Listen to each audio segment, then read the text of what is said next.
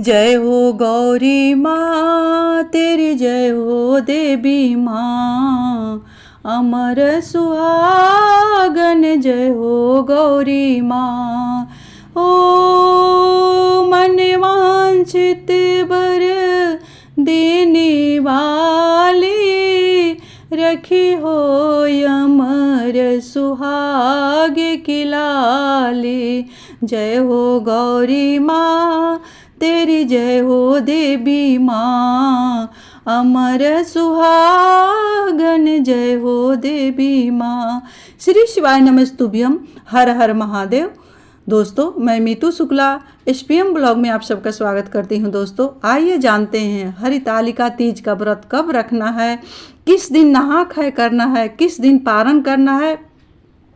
क्योंकि ये हरितालिका तीज को सबसे बड़ी तीज मानी जाती है, क्योंकि साल में 3 तीज आती है। सबसे पहले हरियाली तीज आती है जो कि सावन के तृतीया तिथि को मनाया जाता है। दूसरा तीज भाद्रपद मास के कृष्ण पक्ष की तृतीया को मनाया जाता है। तीसरा तीज आती है जो भाद्रपद मास की शुक्ल पक्ष की तृतीया को मनाई जाती है। इसको सबसे बड़ी तीज माना जाता है, क्योंकि आज ही के दिन तृतीया तिथि के दिन ही माँ पार्वती गौरी अपने पति को पाने के लिए, महादेव को पाने के लिए वन में चली गई थी। सखिया सब हर करके ले गई थी उनको, इसीलिए इसको नाम पड़ा हरितालिका। क्योंकि माँ पार्वती गई थी वन में और वन में जा करके पार्थिव शिवलिंग का निर्माण करके पूजन की थी अपने महादेव को पाने के लिए। तो दोस्तों, बने रहिए मेरे साथ मेरे वीडियो में।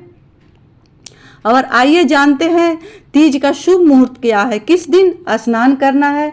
तो तृतीया तिथि की शुरुआत हो रही है 17 सितंबर। तिथि की शुरुआत 11:08 से सुबह दिन रविवार को हो रही है तृतीया तिथि की शुरुआत। समापन का समय सोमवार 18 जुलाई दिन सोमवार 12:18 पर समापन होगी। हिंदू पंचांग के अनुसार तीज का व्रत सोमवार 18 सितंबर को रखा जाएगा।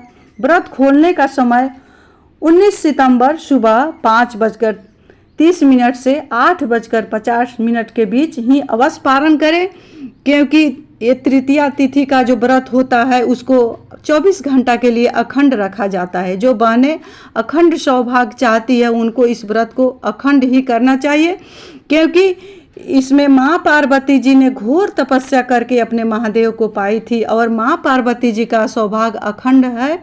इसीलिए जो बहनें माताएं इस व्रत को रखती है उनका सौभाग्य मेरी माँ भवानी, मेरे बाबा अखंड रखते हैं। तो व्रत के दौरान क्या करना चाहिए, कैसे दान करना चाहिए, इस व्रत में कौन सी ऐसी गलती है कि नहीं करना चाहिए। तो दोस्तों, सबसे पहले नहा खाए से ही शुरू होती है, क्योंकि ये व्रत त्रिदिवसीय होती है। जैसे एकादशी 3 दिन के लिए रखा जाता है, इस हरितालिका तीज को भी 3 दिन के लिए रखा जाता है। इस व्रत के दौरान नहा खाए के दिन ये गलती ना करे कि कोई पेड़ पौधा को अकारण नुकसान न पहुंचाएं, गुस्सा क्रोध ना करे, झूठ चुगली आदि से बचे, अपने इंद्रियों पर संयम रखें। सबसे पहले जल्दी से उठे बिस्तर से, नहाने धोवाने के बाद अपने सिर के बालों को धो लें। रविवार को ही 17 सितंबर को ही अपने बाल को धो लें।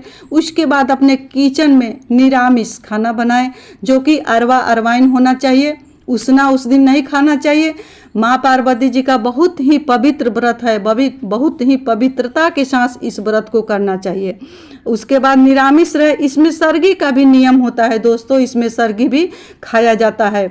तो इस व्रत को इस तरह से करें, अपने नाखून को काट ले, अपने हाथ पैर में अलता लगा ले, महावर लगा ले। उसके बाद सुबह में 4 बजे के पहले यानी 4 बजे तक ही आप कर सकते हैं। सरगी का भी नियम है। सरगी में आप अन्न नहीं ले सकते हैं, आप डाब ले सकते हैं, जूस ले सकते हैं, फल मिष्टान ले सकते हैं, लेकिन अन्न का सरगी नहीं करना चाहिए। उसके बाद नींबू का, चीनी का शरबत ले सकते हैं। इस तरह से सरगी करेंगे। सरगी के बाद फिर सुबह में उठेंगे, स्नान करेंगे बिस्तर से, जो कि 18 तारीख को जल्दी से बिस्तर छोड़े। उसके बाद स्नान करें, अपने पूजा रूम में सूरज भगवान को जल देने के बाद पूजा रूम में अपने पूजा करें, क्योंकि व्रत के दिन जितना सुबह जल्दी से स्नान किया जाता है उतना ही जल्दी से व्रत का काउंटिंग शुरू हो जाता है, व्रत आपका गिनती में आने लगता है, आपका व्रत शुरू हो जाता है। बिना नहाए दोस्तों व्रत का शुरुआत नहीं होती है, जब तक स्नान नहीं किया जाता है तो तब तक व्रत की शुरुआत नहीं होती है। तो सबसे पहले स्नान करना चाहिए। स्नान करने के बाद आप नित्य दिन के भांति पूजा कर ले अपने रूम में। उसके बाद सूरज भगवान के जल देने के बाद अपने डाली को सरियाएं शाम पूजा के लिए, क्योंकि जो भी पूजा तीज का किया जाता है प्रदोष काल में ही किया जाता है, 12 बजे का बाद ही किया जाता है, क्योंकि जो तीज तृतीया तिथि की समापन हो जाएगी 12:18 पर। लेकिन उदया तिथि के अनुसार उस दिन ये मुहूर्त नहीं देखा जाएगा कि कब पूजा करना है या कब नहीं करना है। पूरे दिन उस दिन पूजा किया जा सकता है। मेरे बाबा का पूजा में कोई नियम नहीं होता है, 12 बजे रात तक ले तीज की पूजा होती है। तो इस पूजा को अपने घर में रखा जाता है, क्योंकि ये पूजा पार्थिव शिवलिंग से होती है। तो आपके यहाँ अगर ब्राह्मण आकर पूजा कराते हैं तो बहुत अच्छा, नहीं तो अपने से आप प्रदोष काल में पार्थिव शिवलिंग का निर्माण करें और वहाँ पर बैठ करके माँ भवानी को बना करके, महादेव को बना करके, गणेश भगवान को स्थापना करके, कलश का स्थापना करके अपने से भी आप इस पूजा को कर सकते हैं वहाँ पर। और कथा का अगर पुस्तक है, पूजा करने के बाद कथा पढ़ने का भी नियम है, कथा भी पढ़े। कथा पढ़ने के बाद दोस्तों वहाँ पर जितना ऋतु फल होता है उतना महादेव को अर्पित किया जाता है। इस महीना में भाद्रपद मास में जितना भी ऋतु फल है महादेव को अर्पण किया जाता है, मिष्टान अर्पण किया जाता है। सबसे बड़ा पकवान इसमें पिड़िकिया का नियम है, जो कि पिड़िकिया रहना बहुत ही शुभ माना जाता है। इसमें पकवान में अनारसा होना चाहिए, सत्तू अर्पित किया जाता है। आप लोग देख लेंगे कि आप लोग के यहाँ कैसे होता है, लेकिन हम लोग के यहाँ बिना सत्तू का इस व्रत को नहीं किया जाता है। कोई आपका पकवान हो, फल हो या ना हो, सत्तू होना जरूरी होता है, जो कि सावा का सत्तू जरूरी होता है। सावा तो अब बिल्कुल नहीं मिलता है, रेडीमेड पिसाया सावा का सत्तू मिलता है। उसमें आप चावल को, सत्तू को तैयार करें, चावल को भून ले, भूनने के बाद कढ़ाई में उसको पीस ले, अपने से ग्राइंड करें, थोड़ा सा है तो मिक्सर में ग्राइंड करें या आप चक्की में पिसवा सकती है। उसमें आप सावा के सत्तू को मिक्स करें, शक्कर मिक्स करें, गाय का घी उसमें मिक्स करें, लौंग इलायची थोड़ा सा, उसमें फ्रूट भी मिक्स करें, पंचमेवा। इसी तरह से सत्तू को तैयार किया जाता है। वही सत्तू से पूजा होता है, तीज के दिन पूजा करना है और वही सत्तू का पारण करना है। फिर सुबह में महादेव को अभिषेक करें। पार्थिव शिवलिंग का जो भी आप निर्माण करते हैं उसको उस दिन विसर्जन नहीं किया जाता है। तीज के दिन वहाँ पर आप बैठ करके पूजा किए, रात्रि को जागरण करें और जागरण करने के बाद सुबह में फिर अभिषेक करने के बाद ही विसर्जन किया जाता है। वहीं पर अपने बाबा को अभिषेक करें, सत्तू का भोग लगाएं, दान करें। उसके बाद अपने आंचल पर जो बहनें, जो माताएं व्रत रखती है, अपने आंचल पर सत्तू को सानेगी गंगाजल या साधारण जल से और वहीं पर बैठ करके पारण करेगी। उसके बाद महादेव के सामने उसके बाद ही विसर्जन किया जाता है पार्थिव शिवलिंग का। और दान का भी बहुत महत्व है दोस्तों।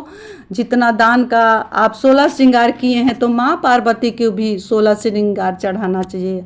जो मेरे महिलाएं जो सौभाग्यवती है उनको क्या करना चाहिए, अखंड सौभाग्य के लिए 16 श्रृंगार करना चाहिए। उस दिन जितना हो सके उतना श्रृंगार करना चाहिए। उस दिन अपने मांग को अपने सिन्होरा से भरे, बिना मांग भरे हुए व्रत नहीं करना चाहिए कि जोड़ा मांग उस दिन अपने नाक पर से सिंधोरा से मांग को टीके, उसके बाद ही बैठ करके महादेव का पूजन करें।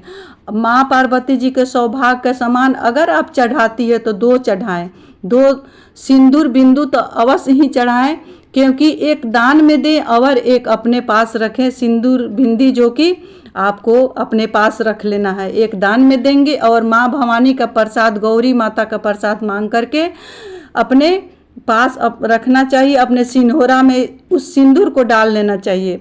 इस तरह से अपने व्रत को रखना है दोस्तों। उसके बाद ब्राह्मण को दान देने के लिए आपको जितना बन पड़े उतना दान दे। गौरी माता को वस्त्र चढ़ाएं, गौरी माता को फल चढ़ाएं, गौरी माता को मिष्ठान चढ़ाएं, तरह तरह के नाना प्रकार के फूलों से अपने महादेव को, माँ भवानी को सजाएं, पूरा करें। रात्रि में जागरण करें, माँ भवानी महादेव को भजन सुनाएं। हो सके तो उस दिन अखंड दीप प्रज्वलित करें, क्योंकि आपके यहाँ महादेव, माँ भवानी, गणेश जी नंदी के साथ वहाँ पर आते हैं, रात भर रहते हैं। तो उस तरह से आप इस व्रत को रखें। व्रत के दौरान घर में कलेश न करें, न झगड़ा लड़ाई करें, इन सब वाद विवाद से बचें। बहुत शांति से, बहुत श्रद्धा से, बहुत आदर से अपने महादेव, माँ भवानी को मनाएं, क्योंकि माँ भवानी महादेव प्रत्यक्ष रूप में आपके घर में आते हैं। अगर संभव नहीं है तो आप मंदिर में भी इस व्रत को रख सकती है, सामूहिक भी पूजा कर सकती है, लेकिन अपने घर में अवश्य ही महादेव और माँ भवानी का पूजा करना चाहिए, क्योंकि जो व्रती होता है उसी के यहाँ मेरे महादेव आते हैं और व्रत को स्वीकार भी करते हैं। तो दोस्तों, इसी के साथ मैं अपने वाणी को विराम दे रही हूँ। मिलती हूँ नए वीडियो में, तब तक के लिए इतना ही। मेरे जितने भी माताएं, बहनें, व्यूअर हैं, सब्सक्राइबर हैं, उनको तीज व्रत का ढेर सारे बधाइयाँ एवं शुभकामनाएं। बाबा भोलेनाथ।